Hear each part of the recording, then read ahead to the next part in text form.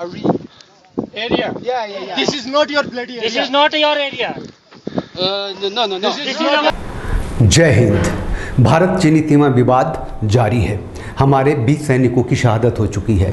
चीन के 43 सैनिकों को हमारे सैनिकों ने मार गिराया है। अभी हम ये बताने के लिए आए हैं कि जो फेस टू फेस कॉम्बैट होता है उससे ठीक पहले की स्थिति क्या हो सकती थी, कैसे होती है, इसे हम दिखाने के लिए आए हैं। आपको पता है कि चीनी सैनिकों के पास चीनी भाषा के अलावा कोई कम्युनिकेशन होता ही नहीं है। वो सिर्फ चीनी भाषा जानते हैं और बहुत ही टूटी फूटी अंग्रेजी में वो कम्युनिकेशन करने की कोशिश करते हैं। कुछ ऐसा ही हुआ भारतीय सैनिकों के साथ। भारतीय सैनिक तो बहुत अच्छी अंग्रेजी बोलते हैं और बहुत ही अच्छा कम्युनिकेट कर लेते हैं, लेकिन सामने वाला जो भाषा नहीं जानता हो तो Our Area. yeah. This is not your bloody area. This is not your area. No. This is our area. This is our area. And you are doing recce, patrolling your area. Then so many people, only 10 people can do. 10 people can do recce. 10 people can do patrolling. Why so many? Why so many? Not so many soldiers.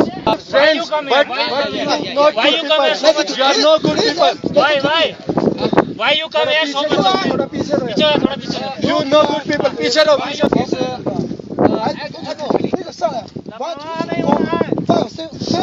I know. Why you don't know? So many. ये face to face combat से पहले की स्थिति है।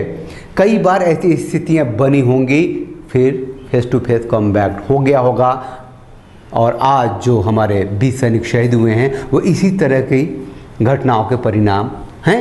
ये ठीक combat से पहले की स्थिति है जो मैंने दिखाने की कोशिश की। दो बड़े देशों की सेना जब आमने सामने है और कम्युनिकेशन गैप है, कोई एक दूसरे की बात को समझ नहीं पा रहा है, तो कुछ भी होता है। हमारे 20 सैनिक शहीद हुए, चीनियों के 43 सैनिक मारे गए। भारत के वीर जवानों को, वीर सपूतों को जो शहीद हुए उन्हें श्रद्धांजलि।